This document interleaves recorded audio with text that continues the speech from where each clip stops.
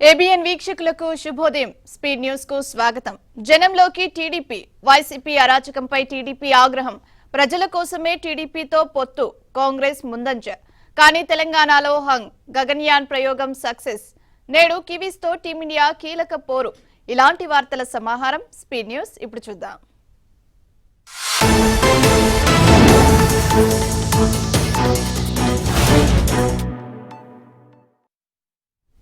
Skill development కేసులో ఇతర నిందితులందరికీ 30 నుంచి 32 రోజుల్లోనే బెయిల్ వచ్చిందని, కానీ చంద్రబాబు 43 రోజుల నుంచి రాజమహేంద్రవరం జైల్లోనే ఉన్నారని టీడీపీ జాతీయ ప్రధాన కార్యదర్శి లోకేష్ ఆవేదన వ్యక్తం చేశారు. పార్టీ కేంద్ర కార్యాలయంలో ఏర్పాటు చేసిన రాష్ట్ర స్థాయి విస్తృత సమావేశంలో లోకేష్ తన తండ్రి అరెస్టును ప్రస్తావిస్తూ కన్నీరు పెట్టుకున్నారు. చంద్రబాబుకు పంపే భోజనంలో అమ్మా బ్రాహ్మణి విషయం కలిపి పెట్టి పంపుతున్నారని వైసీపీ ఆరోపించడం అమానుషమన్నారు. వాళ్ళు ఎంత వెధవలో దీనిని బట్టే తెలుస్తుందన్నారు. సొంత బాబాయిని గొడ్డెల పోటీతో లేపేసే సామర్థ్యం మీ డిఎన్ఏలోనే ఉందని సీఎం జగన్ పై లోకేష్ విరుచుకుపడ్డారు. స్కిల్ కేసులో మొదట 3,000 కోట్ల కుంభకోణమన్నారు. ఆ తర్వాత 300 కోట్లన్నారు. ఆ తర్వాత 27 కోట్లన్నారు. అవి కూడా పార్టీకి వచ్చిన విరాళాలన్నారు. చివరకు 8.5 కోట్ల జీఎస్టీని సంబంధిత సంస్థ కట్టలేదని చెబుతున్నారు. చంద్రబాబును అరెస్టు చేస్తే దేశమంతా కదిలిందని, జగన్ ను అరెస్ట్ చేస్తే ఒక్కళ్ళు కూడా బయటకు రాలేదన్నారు. అప్పుడు జగన్ అవినీతికి అన్ని ఆధారాలున్నాయి. ఇప్పుడు చంద్రబాబు తప్పు చేసినట్లు ఒక్క ఆధారం చూపించలేకపోయారని చెప్పారు. టీడీపీ జనసేన కలిసి ఈసారి ఎన్నికల్లో 160 సీట్లు గెలుచుకుంటాయని ధీమా వ్యక్తం చేశారు. ఈ పొత్తు చెడగొట్టడానికి వైసీపీ పేటీఎం బ్యాచ్ రెండు వైపులా కూర్చుని సామాజిక మాధ్యమాల్లో రెచ్చగొట్టే పోస్టులు పెడుతోందని ధ్వజమెత్తారు. చంద్రబాబు సతీమణి నారా భువనేశ్వరి, లోకేష్ పర్యటనల షెడ్యూల్ ఖరారైంది. టీడీపీ జాతీయ ప్రధాన కార్యదర్శి నారా లోకేష్ ఆధ్వర్యంలో జరిగిన ప్రత్యేక సమావేశంలో పలు కీలక నిర్ణయాలు తీసుకున్నారు. భువనేశ్వరి, లోకేష్ పర్యటనల షెడ్యూల్ ను ఖరారు చేశారు. చంద్రబాబు అరెస్టును తట్టుకోలేక మృతి చెందిన టీడీపీ సానుభూతి పరుల కుటుంబాలను పరామర్శించేందుకు నిజం గెలవాలి పేరిట యాత్రను భువనేశ్వరి ప్రారంభించనున్నారు. ఈ నెల 24న భువనేశ్వరి హైదరాబాద్ నుంచి తిరుమలకు వెళ్లి శ్రీవారిని దర్శించుకుంటారు. ఆ రోజు రాత్రి నారావారిపల్లిలో బస చేస్తారు. మరుసటి రోజు అంటే 25న చిత్తూరు జిల్లా చంద్రగిరి నుంచి భువనేశ్వరి పర్యటన ప్రారంభించనున్నారు. ఇక బాబు ష్యూరిటీ భవిష్యత్కు గ్యారంటీ పేరుతో చంద్రబాబు రాష్ట్రంలో 45 రోజుల పర్యటనకు శ్రీకారం చుట్టారు. ఈ పర్యటనలో భాగంగా ఆయన ఉమ్మడి కర్నూలు జిల్లాలోని నంద్యాలలో ఉన్న సమయంలో సిఐడి స్కిల్ డెవలప్మెంట్ కేసులో చంద్రబాబును అరెస్ట్ చేసింది. దీంతో ఈ కార్యక్రమం అక్కడ నిలిచిపోయింది. ఇదే సమయంలో లోకేష్ యువగలం పాదయాత్ర కూడా తూర్పు గోదావరి జిల్లాలో నిలిచిపోయింది. అయితే చంద్రబాబు సూచనల మేరకు శనివారం పార్టీ సర్వసభ్య సమావేశం ఏర్పాటు చేసి చంద్రబాబు ప్రారంభించిన భవిష్యత్కు గ్యారంటీ టూర్ ను కొనసాగించాలని లోకేష్ నిర్ణయించారు. నవంబర్ 1 నుంచి నారా లోకేష్ కర్నూలు జిల్లా నంద్యాల నుంచి ఈ టూర్ షెడ్యూల్ ను పునః ప్రారంభించనున్నారు. ఇక చంద్రబాబుపై జైలు నుంచి విడుదలైన తర్వాత లోకేష్ యువగలం పాదయాత్రను పునః ప్రారంభిస్తానని సమావేశంలో తెలిపారు. ఏపీ డీజీపీకి టీడీపీ నేత వర్ల రామయ్య లేఖ రాశారు. 25 నుంచి నిజం గెలవాలి పేరుతో పెట్టబోయే పాదయాత్రలో నారాలో భువనేశ్వరికి తగిన భద్రత కల్పించాలంటూ లేఖలో ప్రస్తావించారు. చంద్రగిరి నియోజకవర్గంలోని నారావారిపల్లి నుంచి భువనేశ్వరి నిజం గెలవాలి యాత్ర ప్రారంభం కానుంది. చంద్రబాబు అక్రమ అరెస్టుతో మనస్తాపం చెంది మరణించిన కుటుంబాలను భువనేశ్వరి పరామర్శించనున్నారు. దీంతో యాత్రకు తగిన బందోబస్తు కల్పించాలంటూ వర్ల రామయ్య డీజీపీకి లేఖ రాశారు. భువనేశ్వరి యాత్ర జరిగే ప్రాంతాల్లో తగు బందోబస్తు కల్పించాలంటూ లేఖలో వర్ల రామయ్య విజ్ఞప్తి చేశారు. ఏపీలో వైసీపీ నేతలు అరాచకం పరాకాష్ఠకు చేరింది. టీడీపీ అధినేత చంద్రబాబు అక్రమ అరెస్టును నిరసిస్తూ శ్రీకాకుళం నుంచి కుప్పం వరకు సైకిల్ యాత్ర చేపట్టిన కార్యకర్తలపై పుంగనూరులో వైసీపీ నాయకుడు రెచ్చిపోయారు. శాంతియుతంగా సైకిల్ యాత్ర చేస్తున్న వారిని ఆపి నానా బూతులు తిట్టారు. టీడీపీ జెండాలు పీకేశారు. చొక్కాలు చించేసి దౌర్జన్యానికి పాల్పడ్డారు. మా సంగతి తెలుసా, మళ్లీ తిరిగి వెళ్లాలని లేదా అంటూ బెదిరించారు. చంద్రబాబు అక్రమ అరెస్టుకు నిరసనగా టీడీపీ శ్రేణులు సైకిల్ యాత్ర చేపట్టారు. శ్రీకాకుళం జిల్లాకు చెందిన మాజీ సర్పంచ్ రామకృష్ణ ఆధ్వర్యంలో చేపట్టిన సైకిల్ యాత్ర చిత్తూరు వరకు కొనసాగనుంది. సైకిల్ యాత్ర పుంగనూరు చేరుకున్న వెంటనే వైసీపీ శ్రేణులు దాడికి యత్నించారు. పుంగనూరు అంటే మంత్రి పెద్దిరెడ్డి అడ్డా అంటూ వైసీపీ గుండాలు రెచ్చిపోయారు. సైకిల్ పై ఉన్న టీడీపీ జనసేన జెండాలను బలవంతంగా తొలగించారు. సైకిల్ పై వెళ్లేందుకు యత్నించిన వారిని అడ్డుకున్న రౌడీ మూక బూతులు తిడుతూ దాడి చేశారు. ఏ ఊరు వచ్చి ఏం చేస్తున్నారంటూ బెదిరించారు. పుంగనూరు ఘటనపై నారా భువనేశ్వరి, లోకేష్ ఘాటుగా స్పందించారు. రాష్ట్రంలో రౌడీ రాజకీయానికి ఈ దాడి ఒక ఉదాహరణ అన్నారు. సీఎం జగన్ అరాచక పాలనపై నారా భువనేశ్వరి మండిపడ్డారు. పుంగనూరులో శ్రీకాకుళం వాసులను చొక్కాలిప్పించిన ఘటన చూసి షాక్కు గురయ్యానని, ప్రజలందరినీ ఇది నివ్వెరపరిచిందన్నారు. రౌడీ రాజకీయానికి ఈ దాడి నిదర్శనమన్నారు. 30 ఏళ్ల క్రితం బీహార్లో కూడా ఇంత అరాచక పరిస్థితులు లేవని, పేదలపై పెత్తందారి పోకడలు అంటే ఇవేనంటూ భువనేశ్వరి ఫైర్ అయ్యారు. తెలుగుదేశం అంటే ఒక కుటుంబమని, తండ్రి లాంటి తమ నేతను అక్రమంగా జైల్లో పెడితే బిడ్డలైన కార్యకర్తలు సైకిల్ యాత్ర చేసుకునే హక్కు లేదా అంటూ భువనేశ్వరి మండిపడ్డారు. టీడీపీ కార్యకర్తలపై వైసీపీ దాడిని ఆ పార్టీ జాతీయ కార్యదర్శి నారా లోకేష్ ఖండించారు. సైకో పాలనలో సైకిల్ తొక్కినా నేరమేనా అని నిలదీశారు. పెద్దిరెడ్డి అరాచకాలకు అడ్డు అదుపు లేకుండా పోయిందని ధ్వజమెత్తారు. అహంకారం నెత్తికెక్కిన పెద్దిరెడ్డి అనుచరుడు సూరి టీడీపీ కార్యకర్తల చొక్కాలు విప్పించి జెండాలు పీకి దాడికి పాల్పడ్డాడని మండిపడ్డారు. ప్రజలు అధికారం ఇచ్చింది ఇందుకేనా అని ప్రశ్నించారు. వచ్చే ఎన్నికల్లో వైసీపీ నాయకుల చొక్కాలు విప్పి నడి రోడ్డుపై నిలబెట్టడానికి ప్రజలు సిద్ధంగా ఉన్నారని హెచ్చరించారు. ఇక ఈ ఘటనను టీడీపీ నేతలతో పాటు ప్రజా సంఘాలు కూడా తీవ్రంగా ఖండిస్తున్నాయి. ప్రజల కోసమే టీడీపీతో పొత్తు పెట్టుకుంటున్నామని జనసేన అధినేత పవన్ కళ్యాణ్ స్పష్టం చేశారు. శనివారం మంగళగిరిలోని పార్టీ కార్యాలయంలో అధికార ప్రతినిధులతో ఆయన సమావేశమయ్యారు. సుదీర్ఘంగా నిర్వహించిన ఈ సమావేశంలో పార్టీ నిర్దిష్ట అభిప్రాయాలను వారికి తెలియజేశారు. రాజకీయాల్లో ఎప్పుడూ శాశ్వత శత్రువులు, శాశ్వత మిత్రులు ఉండరు. మన పార్టీ కమ్యూనిస్టులతో కలిసినా, బీజేపీతో కలిసినా, టీడీపీతో పొత్తులో ఉన్నా అది రాష్ట్ర ప్రజల మేలు చేయడానికి అని, ఆ విషయాన్ని చర్చల్లో అవసరమైన సందర్భాల్లో బలంగా ప్రస్తావించాలన్నారు. ఇతర పార్టీలతో జతకట్టకుండా ఎన్నికల్లో పోటీ చేసిన పార్టీలు ఉండవన్న విషయాన్ని మర్చిపోవద్దని చెప్పారు. ఏ రాజకీయ పార్టీకి, ఏ నాయకుడికి తాను వ్యతిరేకం కాదని పవన్ కళ్యాణ్ స్పష్టం చేశారు. వ్యక్తిగతంగా వారు తనను దూషించిన శత్రువుగా పరిగణించను అన్నారు. రాజకీయాల్లో ఉన్నప్పుడు ఎవరిని ఎప్పుడు కలవాల్సి వస్తుందో చెప్పలేమని, ఒక్కొక్కసారి మన ప్రత్యర్థి పార్టీ నాయకుల్ని కూడా కలవాల్సిన సందర్భాలు రావచ్చు అన్నారు. అందువల్ల సహృద్భావ వాతావరణంలో చర్చలు చేసి మంచిగా పలకరించుకునే వాతావరణం ఉండాలని పవన్ తెలిపారు. మీడియా సమావేశాలు, టీవీ చర్చల్లో పాల్గొనే జనసేన ప్రతినిధులు రాజ్యాంగ విలువలకు కట్టుబడి పాలనాపరమైన విధానాలు, ప్రజా ప్రయోజన అంశాల మీద మాత్రమే పవన్ కళ్యాణ్ దిశానిర్దేశం చేశారు. సీఎం జగన్మోహన్ రెడ్డి తన సామాజిక వర్గానికే పెద్దపీట వేస్తున్నారు. ఎస్సీ, ఎస్టీ, బీసీ మైనార్టీలను తమ అదుపాజ్ఞల్లో ఉండేలా చర్యలు చేపడుతున్నారు. తాను ఎన్టీఆర్ కు మించిన పేదల పక్షపాతినని జగన్ చెప్పుకుంటారు. గాంధీ, అంబేద్కర్, పూలే కంటే జగనే మిన్నా అన్నట్లుగా ఆయన అనుచరులు భజన చేస్తూ ఉంటారు. సీఎం జగన్ రెడ్డి చుట్టూ ఉన్న వారిని చూస్తే ఆయన పేదల పక్షమా లేదా స్వపక్షమా అన్నది హాట్ టాపిక్ గా మారింది. సీఎం తర్వాత పరిపాలనలో అత్యంత కీలకమైన పదవి ప్రభుత్వ ప్రధాన కార్యదర్శి. ముఖ్యమంత్రి జగన్మోహన్ రెడ్డి కాగా ప్రధాన కార్యదర్శి జవహర్ రెడ్డి. ఆ తర్వాత కీలకమైన పోస్టు డీజీపీ. ఇప్పుడు ఆ పోస్టులో ఉన్నది కేవీ రాజేంద్రనాథ్ రెడ్డి. విశేషం ఏంటంటే సీఎం, సీఎస్, డీజీపీ ముగ్గురు ఒకే జిల్లా, ఒకే సామాజిక వర్గం. ముఖ్యమంత్రి జగన్ సీఎస్ గా ఎస్సీకో, ఎస్టీకో, బీసీకో, మైనార్టీకో అవకాశం ఇవ్వలేదు. ఆయా వర్గాల్లో సీనియర్లు ఉన్నప్పటికీ వారిని కాదని సొంత మనిషిని సీఎస్ పోస్టులో పెట్టుకున్నారు. డీజీపీ పోస్టుకు అదే వర్తిస్తోంది. అంతకుముందు ఆ పదవిలో ఉన్న గౌతమ్ సవాంగ్ను తప్పించి రాజేంద్రనాథ్ రెడ్డిని పోలీస్ బాస్ చేశారు. ఇక ముఖ్యమంత్రి కార్యదర్శి ధనుంజయ రెడ్డి, ఆయనది కడప జిల్లానే. సీఎంఓలో ధనుంజయ రెడ్డి చెప్పిందే వేదం. నా ఎస్సీ, నా ఎస్టీ, నా బీసీ, నా మైనార్టీలు అనే చెప్పుకునే సీఎం జగన్ తన సామాజిక వర్గానికి చెందిన వారికి కీలక బాధ్యతలు ఇవ్వడంపై ప్రతిపక్షాలు మండిపడుతున్నాయి. తమది సంక్షేమ ప్రభుత్వం అని పదే పదే డబ్బా కొట్టుకునే సీఎం జగన్మోహన్ రెడ్డి పోలీసుల సంక్షేమం విషయానికి వస్తే మాత్రం పట్టనట్టు వ్యవహరిస్తున్నారు. ఇదే సమయంలో పోలీస్ సంస్మరణ దినోత్సవం సందర్భంగా విజయవాడ ఇందిరాగాంధీ మున్సిపల్ స్టేడియంలో పోలీసుల గురించి మాట్లాడడం మాని ప్రతిపక్ష నేతపై నిందారోపణలు చేయడమే పనిగా పెట్టుకున్నారు. పోలీసులను తమ సర్కార్ రాచి రంపాన పెడుతున్న మాట్లాడని జగన్ ప్రతిపక్ష ఆదేశాలతో పోలీసులపై దాడులు జరిగాయని చెప్పే ప్రయత్నం చేశారు.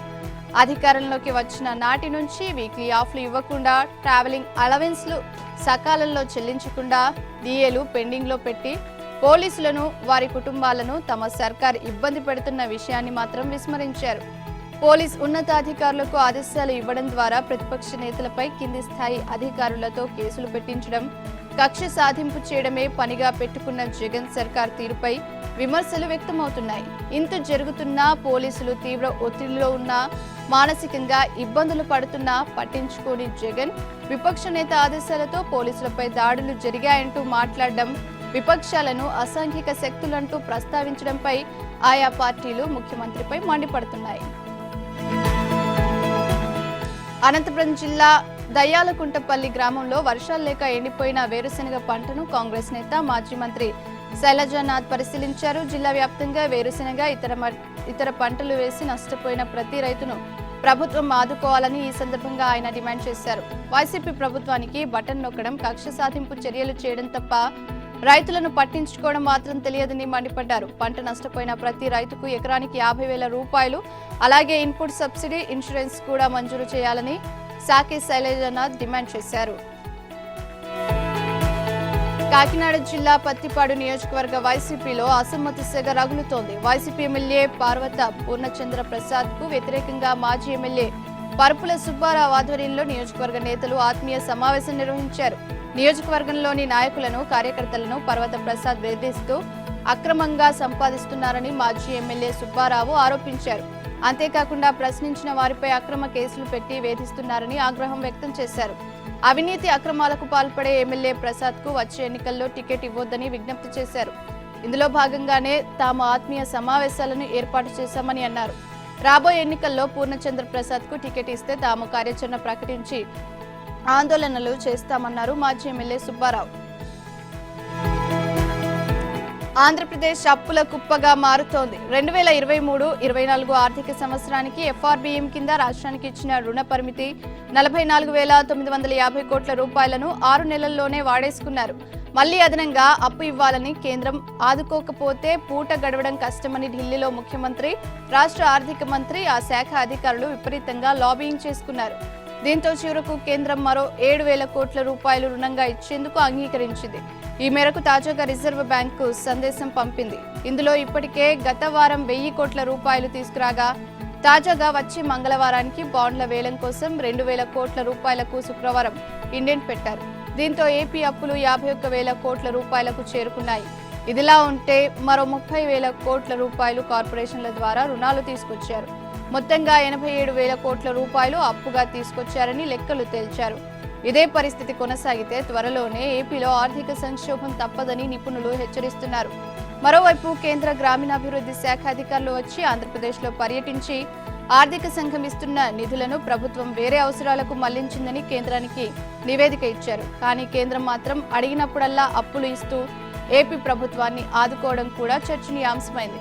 కేంద్రమే ద్వంద్వ వైఖరితో వ్యవహరిస్తోందని ఆర్థిక నిపుణులు విమర్శిస్తున్నారు. ఏపీలో ఉద్యోగులకు 2022 జూలై 1 నుంచి ఇవ్వాల్సిన డిఏను రాష్ట్ర ప్రభుత్వం ఎట్టకేలకు మంజూరు చేసింది. ఈ మేరకు శనివారం ఉత్తర్వులు జారీ చేసింది. పెరిగిన 3.64% కొత్త డిఏను నవంబర్ జీతంతో కలిపి డిసెంబర్ 1న నగదు రూపంలో ఇవ్వనున్నట్లు పేర్కొంది. 2022 జూలై 1 నుంచి 2023 అక్టోబర్ వరకు ఇవ్వాల్సిన డిఏ బకాయిలను 2024 ఏప్రిల్, జూలై, అక్టోబర్లో 3 సమాన వాయిదాల్లో ఉద్యోగుల జీపీఎఫ్ ఖాతాల్లో జమ చేయనున్నట్టు తెలిపింది. సిపిఎస్ ఉద్యోగులకు సంబంధించిన డిఏ బకాయిల్లో 10% ఉద్యోగుల ప్రాన్ ఖాతాల్లో జమ చేసి నగదు రూపంలో రావాల్సిన 90% మొత్తాన్ని 2024 ఏప్రిల్, జూలై, అక్టోబర్లో చెల్లించనున్నట్లు వెల్లడించింది. పెన్షనర్లకు సంబంధించి డిఆర్జీఓ విడుదల కావాల్సి ఉంది. డిఏల విడుదల, వాటి బకాయిల చెల్లింపుతో జగన్ సర్కార్ దొంగాట ఆడుతోంది. 2022 జూలై 1న విడుదల చేయాల్సిన డిఏను 14 నెలల తర్వాత ఇప్పుడు విడుదల చేసింది. అయినా డిఏ బకాయిలు చెల్లించకుండా వచ్చే ఏడాది 3 విడతల్లో అంటూ దాటేయడంపై ఉద్యోగులు మండిపడుతున్నారు. కొన్ని డిఏలు 11వ పీఆర్సీలో కలిపేసింది. పీఆర్సీ ఏరియర్స్, డిఏ ఏరియర్స్ ఇప్పటికీ చెల్లింపులు జరగలేదు. డిఏలు విడుదల చేయడం, బకాయిలు వాయిదాలతో సరిపెట్టడం అనే కొత్త సంప్రదాయానికి జగన్ సర్కార్ తెరతీసింది. 2022 జనవరి 1న ఇవ్వాల్సిన డిఏను 2023 మే 1న మంజూరు చేస్తూ ఉత్తర్వులు ఇచ్చింది. దీనికి సంబంధించిన బకాయిలు 3 విడతల్లో ఇస్తామని చెప్పింది. ఆ ప్రకారం సెప్టెంబర్లో 1 విడత చెల్లింపులు జరగాల్సి ఉన్నా ఇప్పటికీ ఇవ్వలేదు. పాత బకాయిల చెల్లింపులకు షెడ్యూల్ ఇచ్చి అవి చెల్లించకుండా కొత్త డిఏ బకాయిలను విడతల వారీగా చెల్లిస్తామనడం మోసం చేయడమే అని ఉద్యోగులు మండిపడుతున్నారు.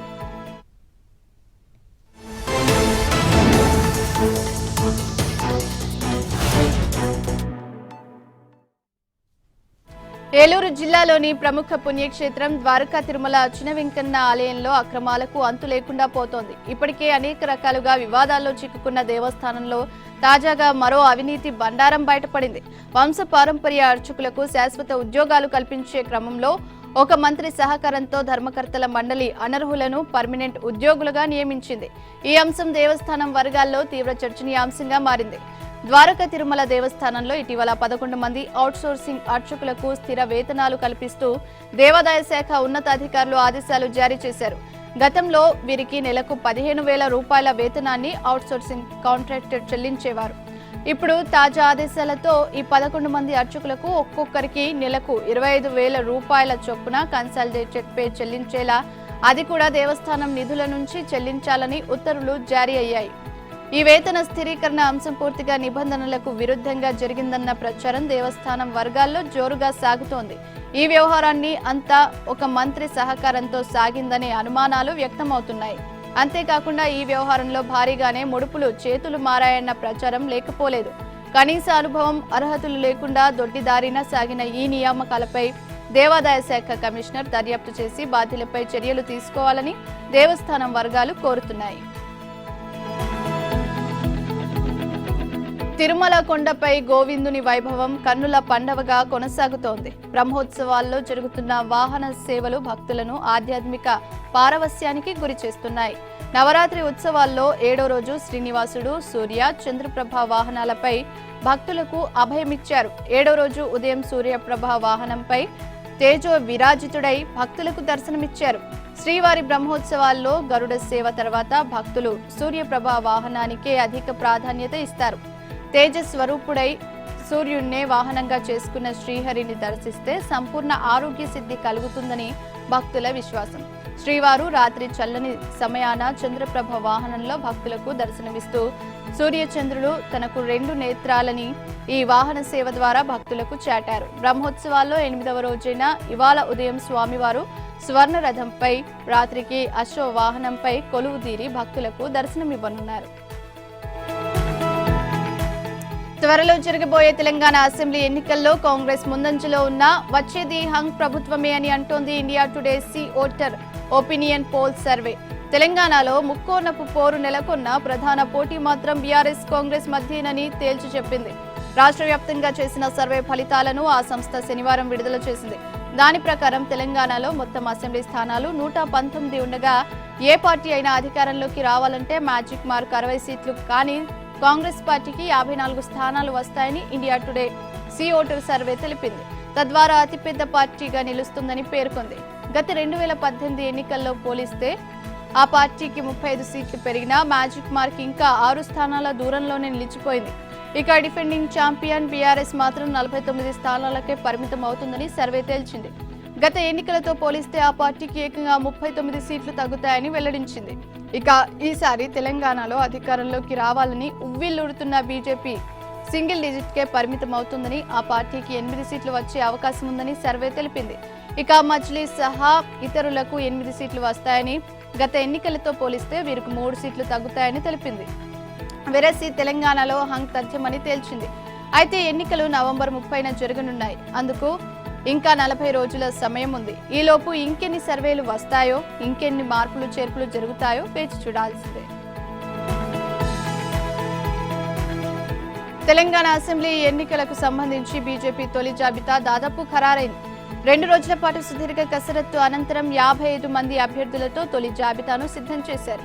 నేడు అధికారికంగా ప్రకటించే అవకాశం ఉందని పార్టీ వర్గాలు తెలిపాయి. సీఎం కేసీఆర్ ప్రాతినిధ్యం వహిస్తున్న గజ్వేల్, మంత్రి కేటీఆర్ నియోజకవర్గం సిరిసిల్లపై బీజేపీ అధినాయకత్వం ప్రత్యేక దృష్టి సారించింది. బీజేపీ చేరికల కమిటీ అధ్యక్షుడు ఎమ్మెల్యే ఈటెల రాజేందర్ హుజురాబాద్తో పాటు గజ్వేల్ నియోజకవర్గం నుంచి పోటీ చేయనున్నారు. పార్టీ రాష్ట్ర అధికార ప్రతినిధి రాణి రుద్రమ సిరిసిల్ల నుంచి మంత్రి కేటీఆర్ పై బరిలో దిగనున్నారు. బీజేపీ జాతీయ ప్రధాన కార్యదర్శి, కరీంనగర్ ఎంపీ బండి సంజయ్, కరీంనగర్ నుంచి నిజామాబాద్ ఎంపీ ధర్మపురి అరవింద్, కోరుట్ల, ఆదిలాబాద్ ఎంపీ సోయం బాపురావు బోధ్ నుంచి పోటీ చేయనున్నారు. తొలి జాబితాలో పార్టీ రాష్ట్ర అధ్యక్షుడు, కేంద్ర మంత్రి G Kishan Reddy, MP K Laxman, జాతీయ ఉపాధ్యక్షురాలు డికే అరుణ, మాజీ ఎంపీలు విజయశాంతి, కోమటిరెడ్డి రాజగోపాల్ రెడ్డి పేర్లు లేవు. తొలి జాబితాలో బీసీలు, మహిళలకు పెద్దపీట వేశారని పార్టీ వర్గాలు తెలిపాయి. కాగా పార్టీ రాష్ట్ర ఎన్నికల ఇన్ఛార్జ్ ప్రకాష్ జవడేకర్, రాష్ట్ర ఇన్ఛార్జ్ సునీల్ బన్సల్ కిషన్ రెడ్డి పార్టీ అభ్యర్థులకు ఫోన్ చేసి శుభాకాంక్షలు చెబుతూనే నియోజకవర్గాల్లో ప్రచారం చేసుకోవాలని సూచించినట్లు సమాచారం. అయితే కిషన్ రెడ్డి, లక్ష్మణ్ అసెంబ్లీ ఎన్నికల్లో పోటీకి దూరంగా ఉండబోతున్నారని పార్టీ వర్గాల్లో ప్రచారం జరుగుతోంది. అమర్పేట్, ముషీరాబాద్ సెగ్మెంట్లు పెండింగ్ లో ఉంచినట్లు సమాచారం. బీసీ అభ్యర్థులకు బీఆర్ఎస్ కంటే ఎక్కువ స్థానాలు కేటాయించి ఇచ్చిన మాట నిలబెట్టుకుంటామని కాంగ్రెస్ తెలంగాణ రాష్ట్ర వ్యవహారాల ఇన్ఛార్జ్ మాణిక్రావు ఠాక్రే చెప్పారు. బీసీలతో పాటు అన్ని వర్గాలకు సముచిత ప్రాధాన్యం ఇచ్చేందుకు ప్రయత్నిస్తున్నామన్నారు. కాంగ్రెస్ పార్టీతోనే సామాజిక న్యాయం సాధ్యమని చెప్పారు. తదుపరి జాబితా, కాంగ్రెస్ అభ్యర్థుల ఖరారు అంశంపై శనివారం ఢిల్లీలో ఏఐసీసీ ప్రధాన కార్యదర్శి కేసీ వేణుగోపాల్ నివాసంలో కాంగ్రెస్ ముఖ్య నేతల సమావేశం జరిగింది. ఈ భేటీలో మొత్తం 119 నియోజకవర్గాల్లో పార్టీ పరిస్థితిని సమీక్షించామని మాణిక్రావు ఠాక్రే చెప్పారు. సిఈసి భేటీ తర్వాతే ఫైనల్ లిస్ట్ వస్తుందన్న ఆయన, ఏ నియోజకవర్గంపై చర్చ అవసరం అనుకుంటే దానిపై స్క్రీనింగ్ కమిటీ చైర్మన్ సంబంధిత నేతలను పిలిచి మాట్లాడతారన్నారు. ఒక నియోజకవర్గంలో ఒక్కరే పోటీ చేస్తారు కాబట్టి మిగతా వారు అర్థం చేసుకుని సహకరించాలని చెప్పారు. అధిష్టానం తీసుకునే నిర్ణయానికి కాంగ్రెస్ పార్టీలో పనిచేసే వారంతా కట్టుబడి ఉంటారని, ఇప్పటికే కాంగ్రెస్ అభ్యర్థులు, ఆశావాహులు, కార్యకర్తలు క్షేత్రస్థాయిలో పనిచేస్తున్నారన్నారు.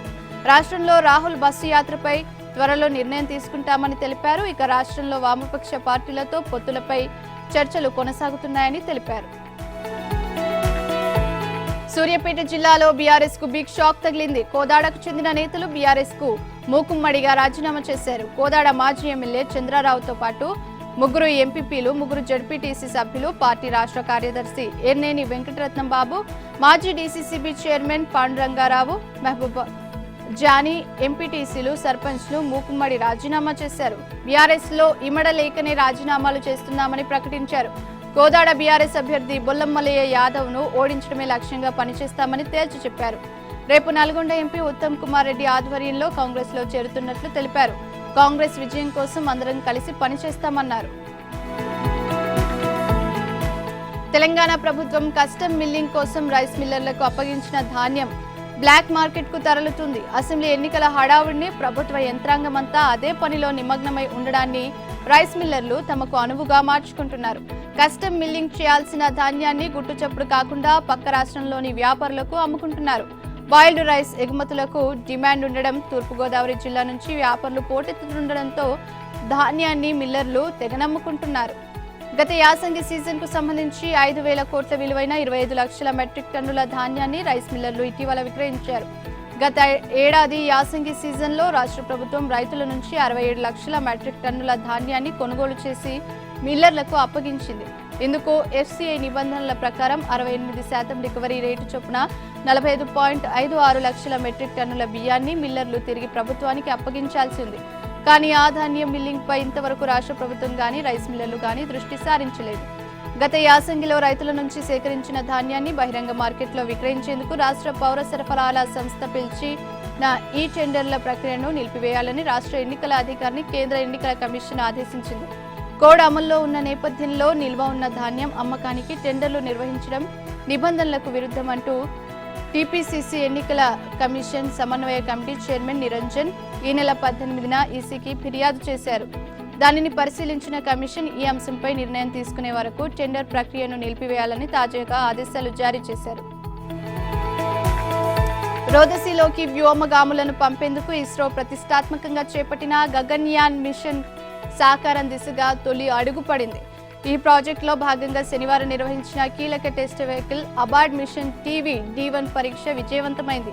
తిరుపతి జిల్లా శ్రీహరికోటలో షార్ ప్రథమ ప్రయోగ నివేదిక నుంచి సింగిల్ స్టేజ్ లిక్విడ్ రాకెట్ ఉదయం 10 గంటలకు నింగిలోకి దూసుకెళ్లింది.